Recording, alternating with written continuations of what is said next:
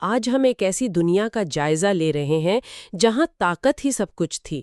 میرا مطلب ہے مصر، جہاں فرعون خود کو رب کہلوانے لگا تھا۔ جی بالکل، اور بنی اسرائیل قوم پر آپ دیکھیں ظلم کے پہاڑ توڑے جا رہے تھے۔ ہاں، اور خاص طور پر وہ جو نوزائیدہ بیٹوں کو قتل کرنے کا حکم تھا، وہ تو بہت ہی خوفناک تھا۔ جی وہ اس لیے کہ نجومیوں نے پیشگوئی کر دی تھی، کہا تھا کہ بنی اسرائیل میں ایک بچہ ہوگا جو اس کی سلطنت ختم کر دے گا۔ اچھا، تو اسی تاریک ماحول میں حضرت موسیٰ علیہ السلام کی کہانی شروع ہوتی ہے۔ آج ہم جو ذرائع ہمارے پاس ہیں، ان کی روشنی میں ان کی زندگی کے کچھ اہم واقعات کا ذرا گہرائی سے جائزہ لیں گے۔ جی، اور یہ سمجھنا بہت ضروری ہے کہ فرعون کا ظلم صرف تکبر نہیں تھا، اس میں ایک شدید خوف بھی تھا، اپنی طاقت کھونے کا ڈر۔ صحیح۔ لیکن یہی سے اللہ کی منصوبہ بندی شروع ہوتی ہے۔ اکثر ایسا ہوتا ہے کہ اللہ کمزوروں کو ہی طاقتور کے خلاف کھڑا کرتا ہے اور اپنی مدد سے غالب کرتا ہے۔ یہ قصہ تو اس کی بہترین مثال ہے۔ بالکل۔ تو قصے کا آغاز ہوتا ہے موسیٰ علیہ السلام کی پیدائش سے۔ وہ وقت جب فرعون کے لوگ ہر نوزائیدہ لڑکے کی جان کے پیچھے پڑے تھے۔ جی، بہت ہی خطرناک ماحول تھا۔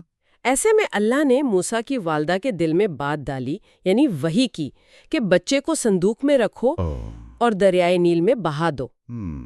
ذرا سوچیں، ایک ماں کے لیے یہ کتنا بڑا، کتنا مشکل حکم ہوگا۔ یقیناً، اور ساتھ یہ تسلی بھی دی کہ غم نہ کرو، ڈرو مت، ہم اسے تمہاری طرف واپس لائیں گے اور رسول بنائیں گے۔ یہ توکل اللہ کی انتہا ہے، مطلب اللہ پر بھروسہ۔ جی، اور دیکھیں، دریا جو عام طور پر خطرے کی علامت سمجھا جاتا ہے، ہاں، یہاں اللہ کے حکم سے محافظ بن گیا۔ لہروں نے اس صندوق کو سیدھا فرعون کے محل تک پہنچا دیا۔ سبحان اللہ، یعنی جسے تباہی کا ذریعہ سمجھا جا رہا تھا، وہ حفاظت کا ذریعہ بنا۔ بالکل، اور جس بچے کو مارنے کے لیے فرعون پورا ملک چھان رہا تھا، وہ خود اسی کے گھر پہنچ گیا۔ یہ اللہ کی تدبیر ہے۔ انہوں نے اسے کھلوایا تو اندر ایک بہت خوبصورت بچہ پایا۔ فرعون نے جب دیکھا ہوگا، اس کے ذہن میں تو فوراً وہ نجومیوں کی بات آئی ہوگی۔ بالکل، وہ تو اسے فوراً قتل کرنا چاہتا تھا۔ لیکن آسیہ نے اسے روک لیا، کہا کہ یہ میری اور تیری آنکھوں کی ٹھنڈک ہے، اسے قتل نہ کر، شاید یہ ہمیں نفع دے یا ہم اسے بیٹا ہی بنا لیں۔ یہ کتنا حیران کن منظر ہے، ظلم کا مرکز، فرعون کا گھر، اور وہاں اللہ نے رحمت کا ایک ذریعہ پیدا کر دیا۔ واقعی آسیہ کا کردار بہت اہم ہے۔ جی، لیکن بات یہیں ختم نہیں ہوئی۔ محل میں جو دایائیں لائی گئیں، ہاں، موسیٰ نے کسی کا دودھ نہیں پیا۔ جی، کسی کا دودھ قبول نہیں کیا۔ یہ بھی اللہ کی حکمت تھی۔ اچھا، اس میں کیا حکمت تھی؟ اس کا مقصد آگے ظاہر ہونا تھا۔ اچھا، تو پھر موسیٰ کی بہن کا کردار آتا ہے، وہ دور سے دیکھ رہی تھی نا؟ جی، وہ نظر رکھے ہوئے تھیں۔ جب انہوں نے دیکھا کہ بچہ کسی کا دودھ نہیں پی رہا، تو انہوں نے بڑی سمجھداری سے کہا کہ میں ایک ایسی عورت کو جانتی ہوں جو شاید اس کی اچھی پرورش کر سکے۔ بالکل، اور پھر اللہ کے منصوبے کے تحت موسیٰ علیہ السلام کی اپنی والدہ کو ہی بطور دایا محل میں بلا لیا گیا۔ اور کمال یہ کہ بچے نے فوراً اپنی ماں کا دودھ قبول کر لیا۔ یہ اللہ کے وعدے کی عملی تصویر تھی، جس ماں نے اللہ پر بھروسہ کر کے بچے کو دریا میں ڈالا تھا۔ ہاں، اللہ نے نہ صرف بچے کو محفوظ رکھا، بلکہ عزت کے ساتھ ماں کی گود میں واپس پہنچا دیا۔ وہ بھی فرعون کے خرچ پر، اسی کے محل میں۔ جی، تاکہ سب جان لیں کہ اللہ کا وعدہ سچا ہے۔ اب موسیٰ علیہ السلام فرعون کے سائے میں، مگر اپنی ماں کی نگرانی میں پلنے لگے۔ یہ تو بڑی عجیب صورتحال ہوگی، مطلب اپنی حقیقت جانتے ہوئے دشمن کے گھر میں پرورش پانا۔ یقیناً۔ خیر، وقت گزرا، موسیٰ علیہ السلام جوان ہوئے، اللہ نے انہیں علم اور حکمت عطا کی۔ جی، ایک دن وہ شہر میں گئے تو وہ واقعہ پیش آیا کہ ان کی قوم کا ایک شخص ایک قبطی سے لڑ رہا تھا، ہاں، بنی اسرائیلی نے مدد مانگی، موسیٰ نے مداخلت کی۔ اور ایک گھونسا مارا قبطی کو، جس سے وہ مر گیا۔ یہ غیر ارادی قتل تھا۔ موسیٰ کو فوراً شدید پشیمانی ہوئی، بہت نادم ہوئے۔ اور اللہ سے معافی مانگی، اے میرے رب، میں نے اپنی جان پر ظلم کیا، مجھے معاف فرما دے۔ یہاں ان کے کردار کی ایک اور بات پتہ چلتی ہے، غلطی کا فوراً احساس اور اللہ کی طرف رجوع۔ اور اللہ نے ان کی توبہ قبول کی۔ جی، اللہ کی رحمत۔ لیکن اگلے ہی دن وہی اسرائیلی شخص پھر کسی سے جھگڑ رہا تھا۔ ہاں، اور جب موسیٰ نے اسے ڈانٹا تو وہ ڈر کے مارے چلا اٹھا۔ کیا تو مجھے بھی مارنا چاہتا ہے جیسے کل ایک کو مارا تھا؟ بس راز پھاش ہو گیا۔ اور یہ خبر فرعون کے دربار تک پہنچ گئی۔ جی، اور درباریوں نے موسیٰ علیہ السلام کے قتل کا منصوبہ بنا لیا۔ تبھی وہ ایک ہمدرد شخص بھاگا ہوا آیا شہر کے دوسرے کنارے سے۔ ہاں، اور خبردار کیا کہ سردار تیرے قتل کا مشورہ کر رہے ہیں، یہاں سے نکل جاؤ۔ تو موسیٰ علیہ السلام فوراً بغیر کسی تیاری کے مصر سے نکل پڑے۔ یہ زندگی کا ایک بہت بڑا موڑ تھا۔ محل میں پلے بڑے اور اب ایک بے سر و سامان مفرور۔ کوئی منزل بھی متعین نہیں تھی، بس مدین کی طرف چل پڑے۔ جی، ریگستان کا سفر، تنہائی، بھوک پیاس، یہ سب آزمائشیں تھیں، مگر بھروسہ صرف اللہ پر تھا۔ کئی دن کے مشکل سفر کے بعد وہ مدین کے ایک کنویں پر پہنچے۔ وہاں کیا دیکھا؟ دیکھا کہ چرواہے اپنے جانوروں کو پانی پلا رہے ہیں اور دو لڑکیاں ہیں جو اپنے ریوڑ کو روکے ایک طرف کھڑی ہیں۔ موسیٰ نے ان سے پوچھا کہ تم کیوں انتظار کر رہی ہو؟ انہوں نے بتایا کہ ہمارا باپ بوڑھا ہے، ہم مردوں کے ہٹنے کے بعد ہی پانی پلاتے ہیں۔ تو موسیٰ علیہ السلام نے اپنی تھکن کے باوجود جی، اور اجنبی ہونے کے باوجود آگے بڑھ کر ان کے جانوروں کے لیے پانی کھینچا اور پلا دیا۔ یہ ان کی فطری نیکی اور ہمدردی تھی۔ بالکل، اپنی مشکل حالت میں بھی دوسروں کی مدد کی، یہ ان کے کردار کا حصہ تھا اور ان کی جسمانی قوت کا بھی اندازہ ہوتا ہے۔ جب وہ لڑکیاں جلدی گھر پہنچیں تو ان کے والد نے پوچھا۔ جی، وہ بزرگ جنہیں بعض روایات میں شعیب علیہ السلام بھی کہا جاتا ہے۔ انہوں نے وجہ پوچھی تو لڑکیوں نے اس اجنبی مسافر کا ذکر کیا۔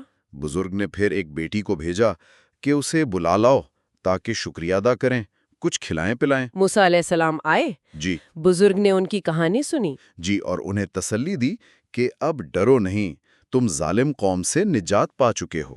یہاں اس بزرگ کی شخصیت بھی بہت متاثر کن ہے، مہمان نوازی، شفقت اور انسان شناسی۔ بالکل، انہوں نے موسیٰ کی صلاحیتوں کو بھانپ لیا۔ ان کی ایک بیٹی نے مشورہ بھی دیا کہ ابا جان اسے ملازم رکھ لیجئے، بہترین ملازم وہ ہے جو طاقتور اور امانت دار ہو۔ اس سے ظاہر ہوتا ہے کہ موسیٰ کی امانت داری اور قوت ان کے مختصر عمل سے ہی ظاہر ہو گئی تھی۔ پھر اس بزرگ نے موسیٰ علیہ السلام کے سامنے وہ غیر معمولی پیشکش رکھی۔ جی، کہ میں اپنی دو بیٹیوں میں سے ایک کا نکاح تم سے کرنا چاہتا ہوں، شرط یہ کہ تم 8 سال میری خدمت کرو۔ اور اگر 10 سال پورے کر دو تو یہ تمہاری طرف سے احسان ہوگا۔ موسیٰ علیہ السلام نے قبول کر لیا۔ یوں ایک بے گھر مسافر کو مدین میں ایک گھر ملا، خاندان ملا، ایک پرامن زندگی کا ٹھکانہ مل گیا۔ یہ مدین کا قیام اصل میں نبوت کی ذمہ داریوں کے لیے ایک طرح کی تربیت تھی۔ اچھا، کیسے؟ یہاں انہوں نے صبر سیکھا، ذمہ داری سیکھی، اور شاید چرواہے کی زندگی سے مخلوق کی قیادت کے گر سیکھے۔ اللہ اپنے نبیوں کو ایسے ہی تیار کرتا ہے۔ تو جب موسیٰ علیہ السلام نے معاہدے کی مدت پوری کر لی، جی، غالباً 10 سال ہی پورے کیے۔ وہ اپنی اہلیہ کو لے کر مصر کی طرف واپس روانہ ہوئے۔ راستے میں کوہ طور کے قریب ہاں، سرد رات تھی، انہیں دور سے آگ نظر آئی۔ انہوں نے اہلیہ سے کہا، تم یہیں ٹھہرو، میں شاید کوئی خبر نہ ہوں یا آگ کا انگارہ لے آؤں تاپنے کے لیے۔ جب وہ آگ کے قریب پہنچے تو وہاں کیا دیکھتے ہیں؟ ایک درخت سے آواز آئی، وادی کے مبارک مقام میں، اے موسیٰ، بے شک میں ہی اللہ ہوں، تمام جہانوں کا رب۔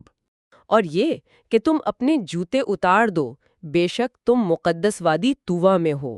یہ وہ لمحہ تھا، آگ لینے گئے تھے، پیغمبر بنا دیے گئے۔ اللہ نے براہ راست کلام فرمایا۔ اسی لیے کلیم اللہ کا لقب ملا۔ جی، بے مثال اعزاز۔ اللہ نے انہیں توحید کا حکم دیا، عبادت کا، نماز کا، اور فرمایا، میں نے تمہیں اپنے لیے منتخب کر لیا ہے۔ پھر اللہ نے پوچھا، اے موسیٰ، تمہارے دائیں ہاتھ میں یہ کیا ہے؟ عرض کیا، یہ میری لاٹھی ہے، ٹیک لگاتا ہوں، بکریوں کے لیے پتے جھاڑتا ہوں، اور بھی فائدے ہیں۔ حکم ہوا، اسے زمین پر ڈال دو۔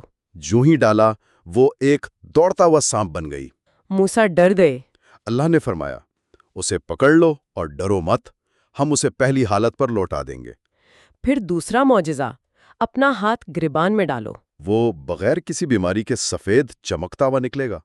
یہ 2 بڑی نشانیاں تھیں، کس لیے؟ فرعون اور اس کی قوم کو دکھانے کے لیے یہ نبوت کی سچائی اور اللہ کی قدرت کا ثبوت تھیں، خاص طور پر اس معاشرے کے لیے جو جادو میں بہت آگے تھا۔ ان نشانیوں کے ساتھ پھر واضح حکم ملا۔ فرعون کے پاس جاؤ، وہ بہت سرکش ہو گیا ہے۔ اتنی بڑی ذمہ داری! موسیٰ علیہ السلام نے دعا کی۔ جی دعا کی، اے میرے رب، میرا سینہ کھول دے، میرا کام آسان کر دے، میری زبان کی گرہ کھول دے، تاکہ لوگ میری بات سمجھ سکیں اور میرے بھائی ہارون کو میرا مددگار بنا دے۔ تاکہ ان کی کمر مضبوط ہو، وہ ان کے کام میں شریک ہوں۔ یہ بڑی دانش مندی تھی۔ اور اللہ نے ان کی دعا قبول فرمائی۔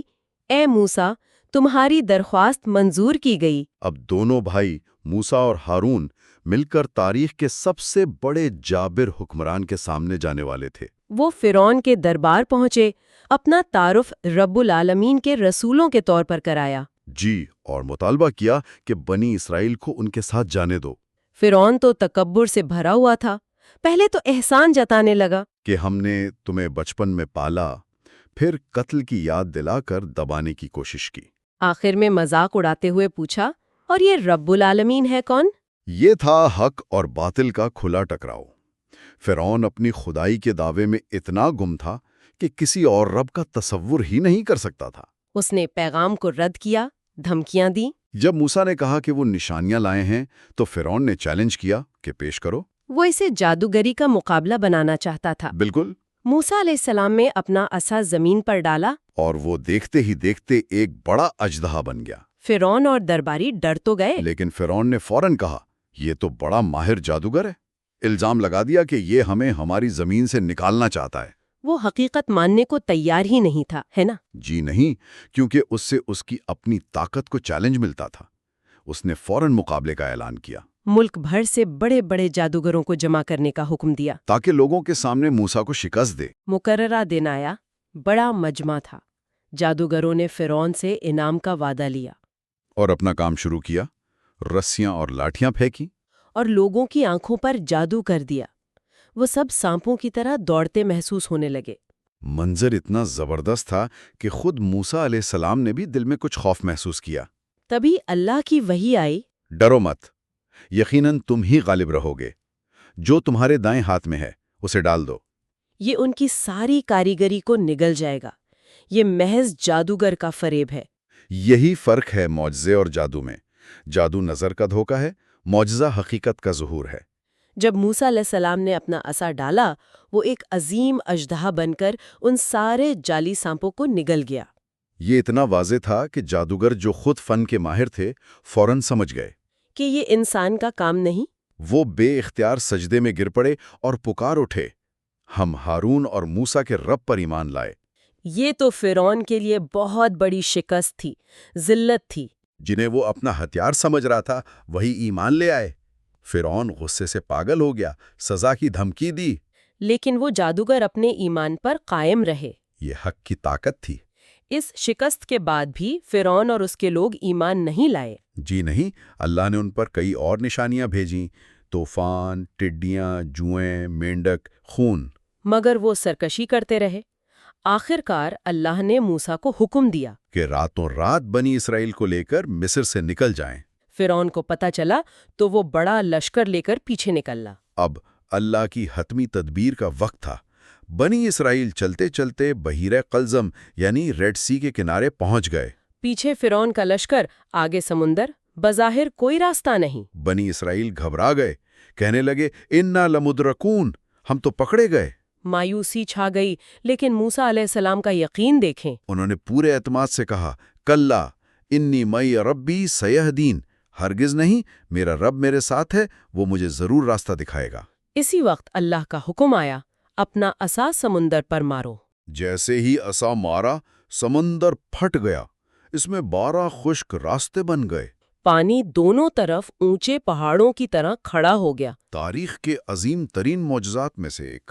موسیٰ علیہ السلام اور تمام بنی اسرائیل ان راستوں سے بحفاظت گزر گئے۔ فرعون اور اس کا لشکر تکبر میں انہی راستوں پر ان کے پیچھے داخل ہو گیا۔ جب فرعون اور اس کی پوری فوج سمندر کے بیچ میں تھی، اللہ نے سمندر کو حکم دیا کہ واپس مل جائے، پانی کی دیواریں آپس میں مل گئیں۔ اور فرعون، اس کے فوجی اس کے رتھ سب کے سب غرق ہو گئے۔ اللہ نے مظلوموں کو نجات دی اور ظالم کو اس کی طاقت سمیت تباہ کر دیا۔ اور اس کے بے جان جسم کو عبرت کا نشان بنا دیا۔ تو آج ہم نے حضرت موسیٰ علیہ السلام کی زندگی کے چند بہت ہی اہم اور سبق آموز واقعات دیکھے، پیدائش کے خطرات سے لے کر فرعون سے نجات تک، کوہ طور پر اللہ سے بات کرنے سے لے کر سمندر کے پھٹنے تک کے معجزات۔ اس پوری کہانی میں اللہ پر توکل، اس کے وعدوں کی سچائی، حق کی فتح اور تکبر کا انجام، یہ سب بہت واضح ہے۔ جی بالکل، لیکن ایک نقطہ جو بار بار غور کرنے پر مجبور کرتا ہے وہ ہے الٹ کا پہلو، یعنی چیزوں کا الٹ جانا۔ اچھا، وہ کیسے؟ دیکھیں، جس بچے کو مارنے کے لیے ہزاروں قتل ہوئے، وہی دشمن کے گھر میں پلا اور اسی کے زوال کا باعث بنا۔ صحیح۔ دریا جو ڈبونے والا تھا محافظ بن گیا، خطرے کی جگہ یعنی محل پناہ گاہ بن گئی۔ ہاں، یہ تو ہے۔ یہ بار بار ہونے والی تبدیلیاں ہمیں سوچنے پر مجبور کرتی ہیں کہ اللہ کی حکمت اور منصوبہ بندی اکثر ہماری ظاہری سمجھ سے کتنی بالاتر ہوتی ہے، اور وہ کس طرح اسباب کو بالکل غیر متوقع انداز میں بدل دیتا ہے۔ بالکل، اس میں بہت گہری نشانیاں ہیں۔